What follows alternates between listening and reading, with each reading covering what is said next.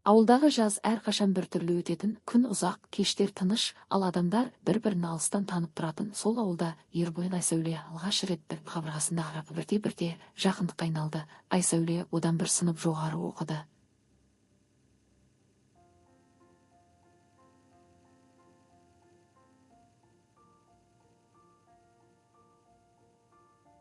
Бұл айырмашылық олардың арасында кедергі болған жоқ. Керісінше, Ербол үшін ол қыз бір қадам алда жүргендей көрінетін, армандар да, мінезі де өзгеше еді. Олар көп сөйлемейтін, бірақ бірге жүргенде уақыт тез өтетін. Ауылдың шаңды жолдары, кешкі самал, бәрі олардың үнсіз түсінісіне куә болатын. Мектеп кететін уақыт жақындағанда бәрі өзгере бастады. Айсәуле қалаға оқуға кетті, ал Ербол өз жолын таба алмай қалды. Сол уақыттағы байланыс құралдарының жоқтығы оларды біртіндеп алыстатты. Бірақ ауылға келген сайын олар қайта кездесіп, бәрі бұрынғыдай жалғасып кететін.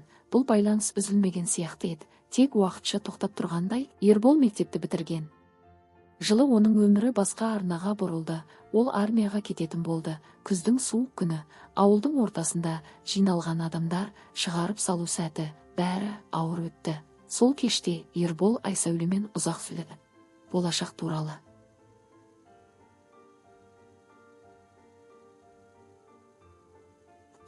Қайтып келу туралы. Айсәуле оған қарап, мен сені күтемін деді жай ғана. Сол сөз Ербол үшін үмітке айналды. Ол сол сөзге сенді. Армиядағы 2 жыл оның өмірін өзгертті, уақыт оны сабырлы етті.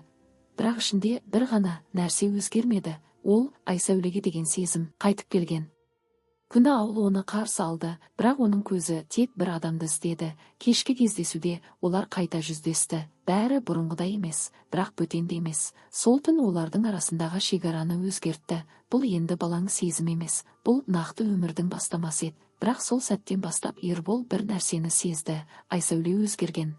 Оның көзқарасы, сөздері, тіпті үнсіздігі де басқаша еді. Бірақ ол бұл өзгерісті түсінгісі келмеді. Өйткені оның ішінде әлі де сол бұрынғы қыздың бейнесі сақталған еді. Уақыт өте олар қайта жақындасты, бірақ бұл жолы бәрі күрделірек болды. Бір күні Айсәуле оған маңызды жаңалық айтты. Бұл жаңалық Ерболдың өмірін тағы бір рет өзгертуі мүмкін еді. Айсәуленің айтқан сөзі Ерболдың ойынан шықпай қойды. Сол кештен кейін оның ішінде бір тынышсыздық пайда болды, бірақ ол нақты не екенін өзі де түсіне алмады.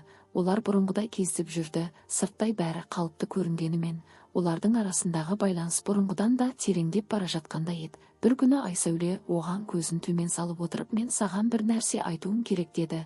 Дауысы бұрынғыдай сенімді емес, бір түрлі баяу шықты. Ербол бірден алаңдап қалды. Не болды деді ол. Айсәуле ұзақ үнсіз отырды, сосын ғана мен жүкті болдым деді жай ғана. Бұл сөз бөлменің ішіндегі ауаны ауырлатып жібергендей болды.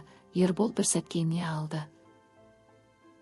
Айын итін шыққан еді, өйткені ол оны жақсы көретін. Өткеннің қандай болғанына қарамастан, ол бірге болуға дайын еді. Бірақ Айсәуле басын шайқады. Жоқ, мен әлі дайын емеспін деді. Оның дауысы анық, шешімі дайын сияқты. Ербол таң қалды.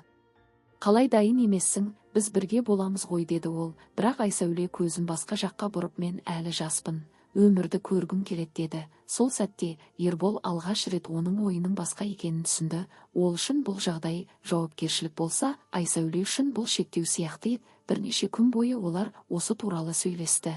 Ербол өз шешімінен қайтпады. Ол бұл баланы да, Айсәулені де қабылдауға дайын еді. Бірақ Айсәуле басқа жолды таңдады. Бір күні ол жай ғана мен бәрін шештім деді. Ербол оның не айтатынын бірден түсінді, бірақ қабылдағысы келмеді. Жоқ, асықпа деді ол. Бірақ бәрі кеш еді. Айсәуле аборт жасататынын айтты.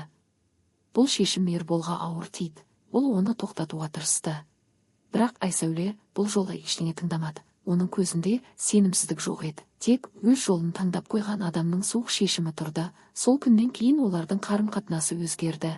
Олар әлі кездесіп жүрді. Бірақ бұл бұрынғыдай таза сезім емес еді. Бұл енді түсініксіз байланыс, әдет, бір-біріне деген тартылыспен алшақтықтың арасы еді. Ербол оны ұстап қалғысы келді, ал Айсәуле еркіндігін жоғалтқысы келмеді. Уақыт өте бұл айырмашылық анық көріне бастады. Бір күні Айсәуле оған бізге тоқтау керек деді. Бұл жолы оның даусында еш күмән жоқ еді. Ербол үнсіз қалды. Ол бәрін түсінді, бірақ қарсы тұра алмады. Сол сәтте олардың жолдары екіге бөлінді. бұл шешім жай ғана ажырасу емес еді. Бұл бір кезеңнің толық аяқталуы еді. Ербол ұзақ уақыт бойы бұл жағдайдан шыға алмады, бірақ уақыт өз жұмысын істеді. Біртіндеп бәрі алыстап, естелікке айнала бастады. Тек ішінде бір сұрақ қалып қойды. Егер сол кезде бәрі басқаша болса, олардың өмірі қалай болар еді? Уақыт бәрін өз орнына қоятындай көрінгенімен, кейбір естеліктер адаммен бірге жүре береді. Ербол да сол кезеңді артта қалдырдым деп ойлаған, бірақ іштей толық босай алмаған еді. Арада жылдар өтті, ол ала көшті, жұмысқа тұрды, өмірін қайта жинады. Бірте-бірте басқа орта, басқа адамдар, жаңа таныстықтар пайда болды. Ақыры ол үйленді, өз үйі, өз отбасы қалыптасты. Сырттай қарағанда бәрі орнына келгендей, тыныш, тұрақты өмір. Бірақ кейде кешкі уақытта немесе жалғыз қалған сәттерде өткен шақ еске түсіп кететін, әсіресе ауыл, жаз, сол үнсіз кештер және Айсәуленің бейнесі. Уақыт өткен сайын бұл тек естелікке айналды.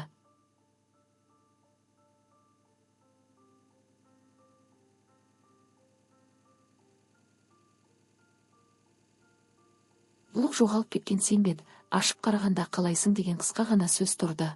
Бұл Айсәуле еді. Жылдар бойы жоғалып кеткен адам. Сол сәтте Ерболдың ішінде бір нәрсе қозғалды. Ол жауап берер алдында біраз ойланды.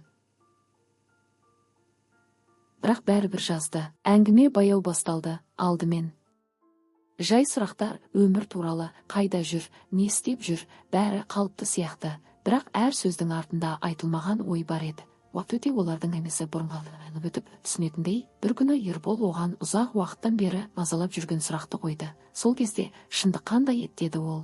Айсәуле біраз уақыт жауап бермеді. Сосын бәрі сен ойлағандай емес еді деп жазды. Ербол түсінгендей болды, бірақ нақты естігісі келді. Ашық айтшы деді ол. Біраз уақыт өткен соң Айсәуле мен сол кезде шын айтпағанмын деді. Бұл сөз Ербол үшін күтпеген емес, бірақ бәрібір ауыр естілді. Өткен шақтағы сенімнің бір бөлігі сол сәтте бұзылғандай болды.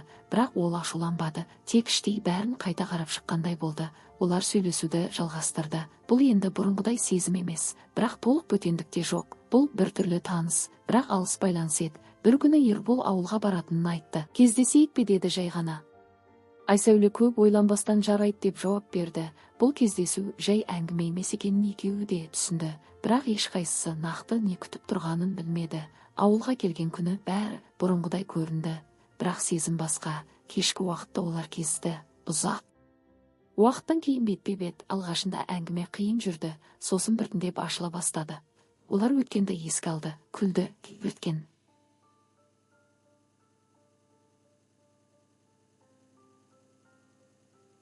өшірмек ауыстырған.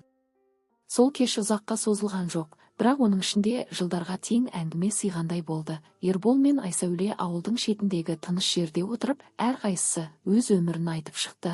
Бұрын айтылмаған, кезінде іште қалған олар енді жай ғана ауырлықсыз айтылып жатты. Бұл кездесуде бұрынғыдай сезімнің от емес, керісінше өткенді түсіну, қабылдау бар еді. Ербол бір сәт Айсәулеге қарап, егер сол кезде бәрі басқаша болса, біз қазір қайда болар едік деді. Бұл сұрақтың нақты жауабы жоқ екенін екеуі де білді. Айсәуле жай ғана жымиып, бәлкім бәрі осылай болу керек болған шығар деді. Оның даусында өкініштен гөрі тыныштық көп еді. Ербол басын изеді. Ол да солай ойлай бастады. Кейде өмір адамға таңдауды бермейді, тек салдарын көрсетеді. Олар ұзақ уақыт үнсіз отырды. Бұл үнсіздік бұрынғыдай ауыр емес, керісінше толық еді. Айтылатынның бәрі айтылып болған. Іште ештеңе қалмағандай, сол сәтте Ербол өз ішінде бір нәрсенің босап кеткенін сезді.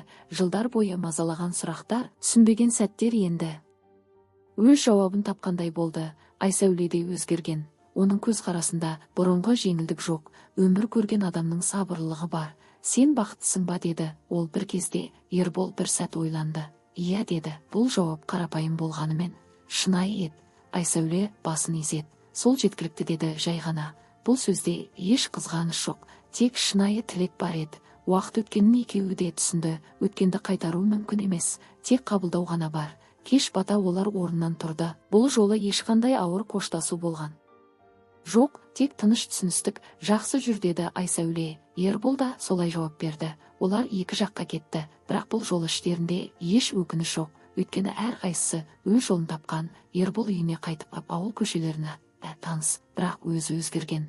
ол енді өткенге байланып тұрған жоқ, ол оны қабылдап жіберген. Сол кеш оның өміріндегі соңғы нүкте емес, керісінше бір кезеңнің дұрыс аяқталуы болды. Кейбір адамдар өмірде бірге қалмайды, бірақ із қалдырады, ал сол із адамды әлсіз етпейді, керісінше мықты етеді. Ербол дәл соны түсінді, және сол түсінікпен ол алға қарай еркін жүре алды.